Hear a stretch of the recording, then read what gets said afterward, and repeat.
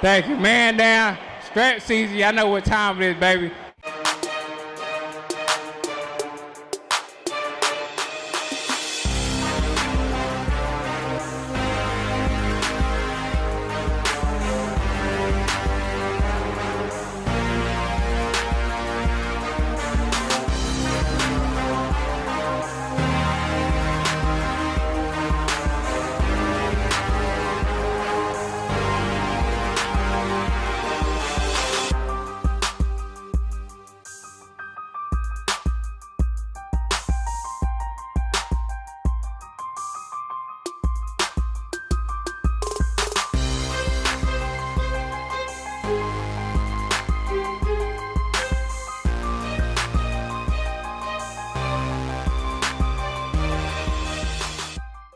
Alright, talking about Bulldogs, we back.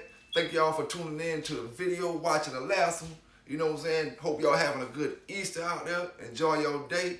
It's your boy BeBe Canines giving you that dog news the way I always do. Fair and unbiased.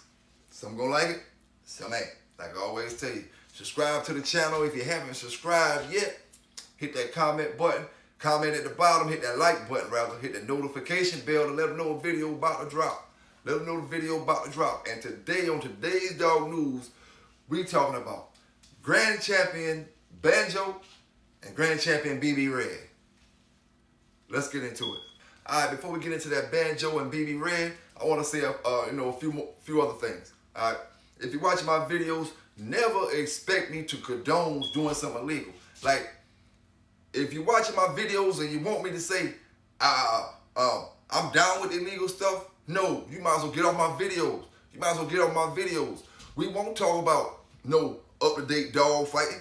I'm not gonna ever say, oh, I agree with dog fighting. And like I always tell you in all my videos, you know what I'm saying? If you're doing that, don't call me, don't talk to me, don't do nothing. Because I'm not trying to vibe with none of that type of energy. You know what I'm saying?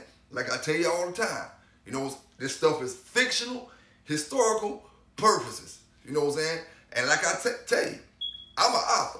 So half of them people that I may be talking about might be a character in my book that I made up. You know what I'm saying? Or talking about. So if you want me to sit here and get up here and talk about something illegal and act like it's something good, then you got the wrong channel, man. You got the wrong channel.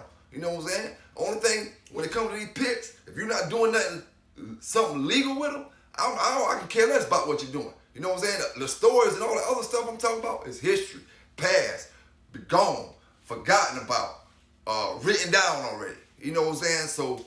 So understand, BeBe Canines only support the legal activities. I say it fast and make it sound like I'm saying illegal. The legal activities that are done with these dogs. You know what I'm saying? If you're mad about that, then you can kick rocks. You get mad about that, you can kick rocks. Like I always say, man, don't call me talking about the bullshit. Don't call me trying to buy a dog for the bullshit. If I know you with the bullshit, I'm not even selling you a dog. You know what I'm saying? I'm not even attempting even talking to you about selling no dog. Like I say, everything on this side, we doing it up on the up and up end, on the positive end, on a legal note. You know what I'm saying? I get more kick seeing my dog jump and fly out that far, jumping in the pool than all that other bullshit. You know, if you just want me to be honest with you, I get more kick out of seeing him run up a wall or outrun another dog on a treadmill because he can't run but half a mile and my dog can run 5 miles in the same time he run that distance. You know what I'm saying? If you talk about something illegal, like I said before, or want me to talk about it as far as some up-to-date stuff, you got the wrong man you watching, player. You know what I'm saying? Like I tell you before, and I don't get tired of saying it. You know what I'm saying? I got too much to lose to worry about what somebody who don't got nothing to lose criticizing or talking about. You know what I'm saying? If you don't get the picture, then get the stepping. You know what I'm saying? Get the stepping. This ain't, if you don't understand what's what, get the stepping. You know, I'm not gonna sit here and talk about something, you know, that I know is wrong and I know it could put me in a certain predicament.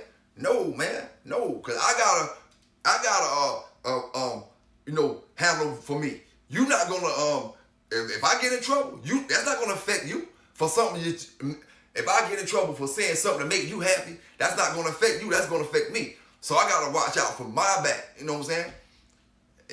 You can understand what I'm talking about. You can, you can't, you can't. It is what it is. You know what I'm saying? But like I say, man, we about to get into Grand Champion BeBe Red and Grand Champion Banjo.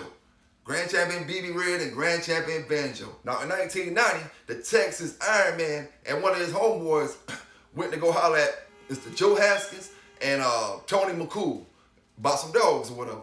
And as he was walking through the yard, checking all the dogs out, looking at this dog, you know, Mr. McCool and Mr. Haskins was showing them the dogs and showing them some of the ones that they was offering.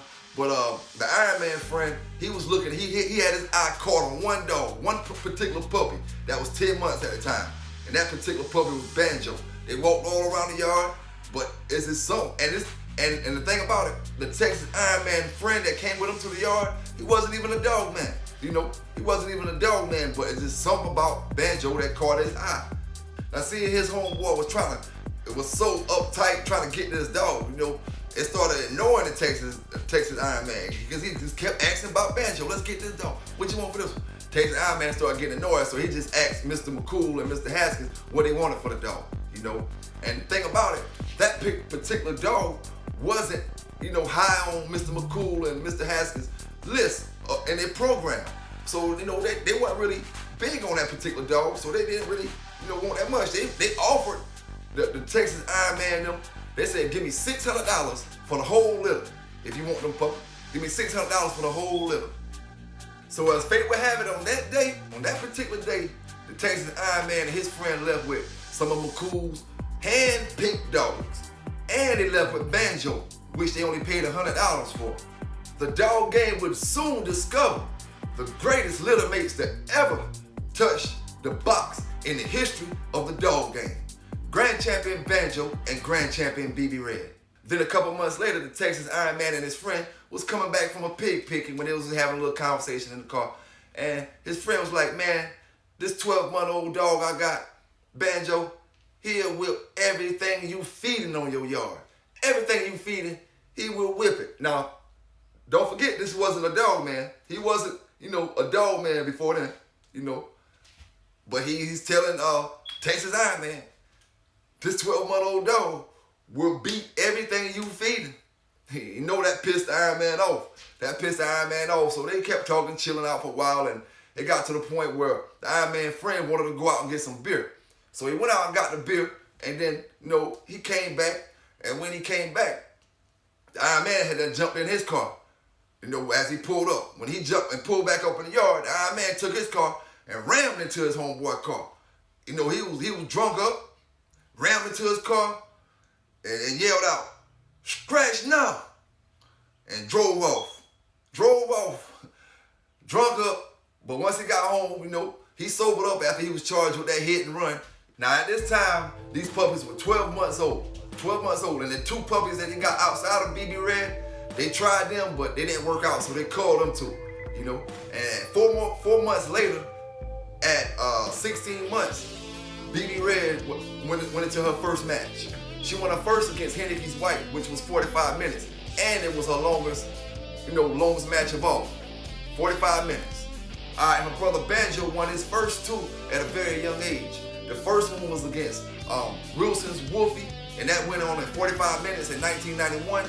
The second one was against Anderson's Slick, and that was over in 25 minutes, and that was in the same year in the month of October. Now by this time, everybody and their mama was trying to get at Texas Iron Man and Banjo, you know, trying to get at him. So his third was against the Oklahoma boys, and this was a grudge match because Texas Iron Man had done, you know, defeated the Oklahoma boys in the past. So this was a grudge match right here, and it was going to be Banjo versus Grunt. Now Grunt was a two-time winner and left no signs of any of his opponents. But in 33 minutes, Grunt couldn't stand up. Grunt ain't had no legs. His tires was gone. The tires were flat in 33 minutes. The fourth of Banjo will be against W. Rivers' Champion Vito. Now Champion Vito was on the Game Times cover in 1991 for winning his third down in the Carolinas. All right. Now this was supposed to be the match of the decade. The match of the decade. Vito versus Banjo. Now for this particular contest, Banjo traveled 8 hours and he gave up 1 pound. But in 43 minutes, it was over. It was over. But Vito did complete a very dead game courtesy scratch. You know, he did complete that. but you know, it was over. Now for the 5th, Banjo went into Raul's Sonny Boy, and, you know, and he was stopped in 25 minutes. But the people that saw that, they say that was the greatest courtesy scratch that some ever seen that was did by Sonny Boy. Say Sonny Boy made one of the greatest courtesy scratches ever seen in a dog game. But nevertheless, that left Banjo a 5-timer. By the time they were 3.5 years old, both Banjo and BeBe Red were grand champions. But now things are starting to get interesting. You know, things are starting to get interesting because the Texas Iron Man wanted to show what time it was, you know, wanted to step the game all the way up. He wanted to get the best of the best. So he wanted some of Paul's handicap. Now, handicap owner said handicap was open to the world. Handicap was open to the world, but he wasn't open to Banjo. He was open to the world except for Banjo. And that was his exact words. Handicap is open to the world, but Banjo can't get none of that. Alright? So before I go any further, you know, I want to say a couple things about that. Because there's a lot of great dogs in this dog history that we have heard that have dodged great matches. You know what I'm saying? Like when it comes to Jeep and Jocko, I've heard Jeep dodge Jocko. We heard Mayday dodge Big John. Now, we got handicap dodging Banjo. So, I mean, like, a lot of great dog men that have these great, phenomenal dogs in our pedigrees that say they did this and say they did that. They saw that their dogs were lacking something because a true warrior don't back down from nothing in that particular way. You know, that's why Floyd Mayweather get the flack and the talk that he get because people say he dodged a lot of fights. Although he's undefeated, people say he dodged a lot of fights. When you got people like Muhammad Ali, people like Mike Tyson that went against anybody, Sugar Ray Leonard, and people that they didn't back down from people. No matter who the contender was, they went against them. If they won, they won. They lost, but they didn't back down from nobody. You know, that makes a difference in my eyes when it comes to, is that dog great as you claim he is? You know, is that dog great as you claim he is? Because if he was, would you hesitate? Because you see something great in another man's hand. Now, it wasn't long before BeBe Red was stole after that. BeBe Red got stole and things changed. People stopped calling, stopped hitting them up. So the Texas Iron Man ended up selling Banjo at 3.5 years old to Ghost Town Kennels. And they never matched him again. Now, although Banjo wasn't matched again, he did have a yard accident, you know, where he lost 2 of his hangers in.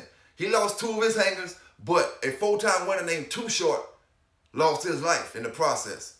Now, BeBe Red won her first 5 before the age of 2 years old. Longest being 43 minutes, quickest being 4 minutes. This was the first time in game dog history that 2 little mates made grand champion, or even was titled for that case, you know what I'm saying? This was the first time in history that 2 little mates were even titled, let alone titled grand champion, you know? And then soon later, some guys came through and stole Banjo. And in the process of them stealing them, the yard men and the guys on the yard trying to keep Banjo from being stolen lost their lives in the process. 2 people lost their lives in the process. But thanks to a good dog man, a true dog man, Banjo was returned to his rightful owner, you know, later on down the line. All right, that was a little history on Grand Champion BeBe Red and a little history on Grand Champion Banjo. All right, but let's talk about a little bit of rub history. Let's jump into some rub history before I get up out here real quick, okay? The dogs in topic, we're talking about a dog named Glenn and a dog named Conway, okay? From shaking the bushes, when I shake the bushes, I'm hearing that people think Glenn was rough, okay? Now, it's real funny now, okay? Let me put y'all on something, okay? You got, we're gonna say Handler A. We're gonna call him Handler A. Handler A, okay? Handler A says Glenn was rubbed on, that's why he lost, okay? They're screaming Glenn was rubbed on, that's why he lost from Handler A, okay? Now, the thing is, Handler A was previously, a couple months before then, was in a confrontation with a dog named Conway, okay? Now, Conway was a supreme dog. Conway was a supreme dog from what I hear, okay? Conway didn't do any of the things, you know, he normally do. And he lost. He lost. And once you shake the bushes in that area, people say they think Conway was rubbed. Or the dog was rubbed. Okay? Handler A was the handler against Conway. People think handler A had something to do with rubbing Conway. Okay? Okay? Now, 2 months later, handler A felt like he got rubbed himself. But when you shake the bushes, it's coming out that it may be worked against handler A. He tried the same thing that he did on Conway, but it didn't work this time. It backfired on him. That's what the bushes is saying. The bushes, when you shake the bushes is saying that handler A did the rub on Conway, did the rub in the Glen, but when he did the rub in the Glen, it backfired and it worked against Glen this time. That's what they're saying about handler A. And I'm just shaking the bushes, giving you that dog news the way I give you that dog news. You know, it is what it is. Some gonna like it, some ain't. But they're saying Conway, which was the dog handler A, hunted against months before Glenn lost. You know, handler A handled Glenn, and he handled this particular one I'm telling y'all about. Okay?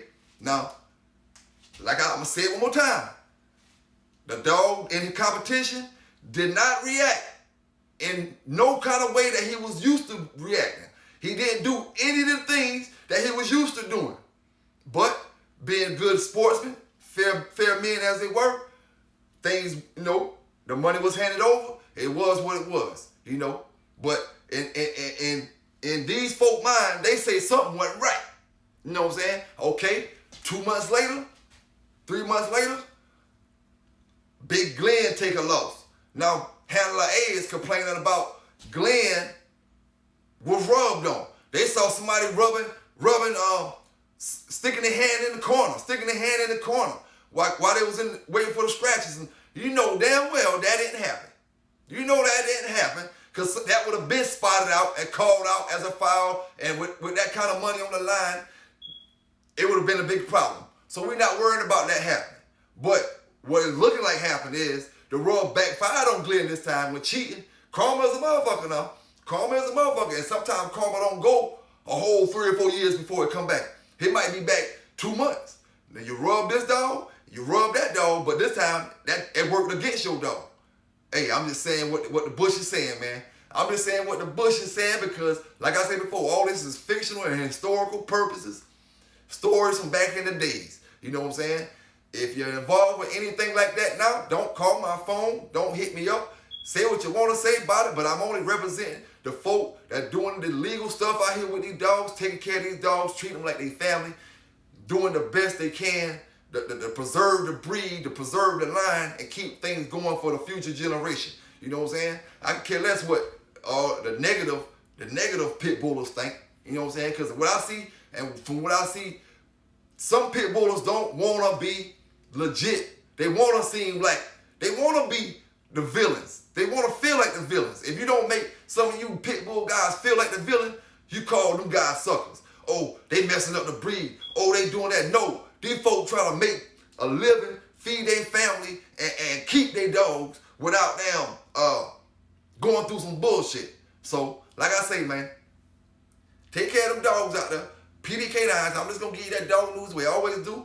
I'm about to get up out of here. Thank y'all for subscribing to the channel. Hit that like button, comment at the bottom. You know what I'm saying? I hope y'all have a great day, great Easter. Love your family, love your friends, love your enemies. You know what I'm saying? At the end of the day, we out here, PBK9s.